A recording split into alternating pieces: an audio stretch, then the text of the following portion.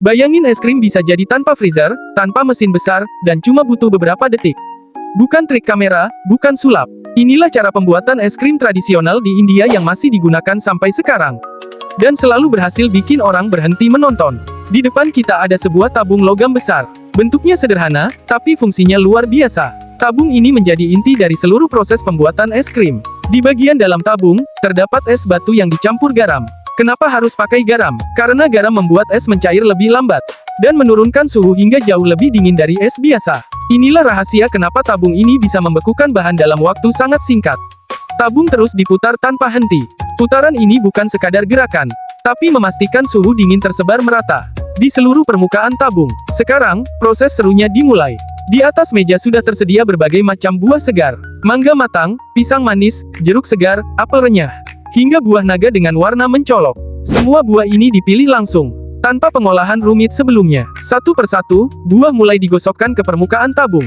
Begitu menyentuh logam dingin, buah langsung membeku. Dalam hitungan detik, teksturnya berubah menjadi lapisan es tipis yang menempel kuat. Setiap gosokan menambah rasa, setiap putaran menambah ketebalan. Proses ini terlihat sederhana, tapi sebenarnya membutuhkan ketepatan dan pengalaman.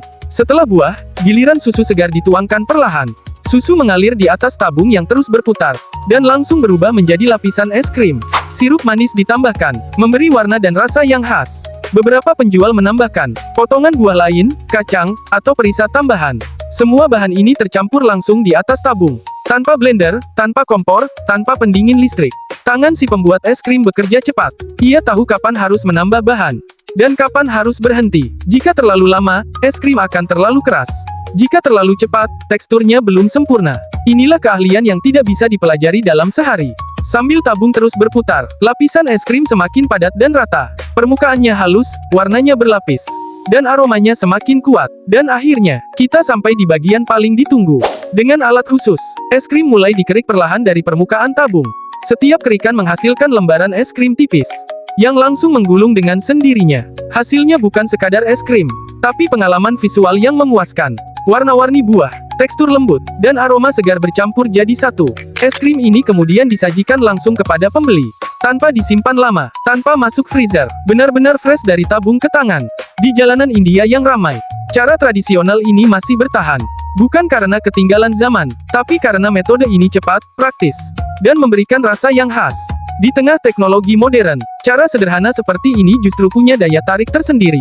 Orang bukan hanya membeli es krim, tapi juga menikmati proses pembuatannya. Kalau kamu perhatikan, setiap langkah dilakukan dengan ritme yang konsisten. Tidak terburu-buru, tapi juga tidak lambat. Semua sudah terlatih oleh waktu. Inilah bukti bahwa inovasi tidak selalu harus mahal. Kadang, cukup dengan es, garam, tabung logam, dan keahlian tangan. Kita bisa menciptakan sesuatu yang luar biasa. Kalau kamu baru pertama kali melihat proses ini, tulis di komentar, keren banget.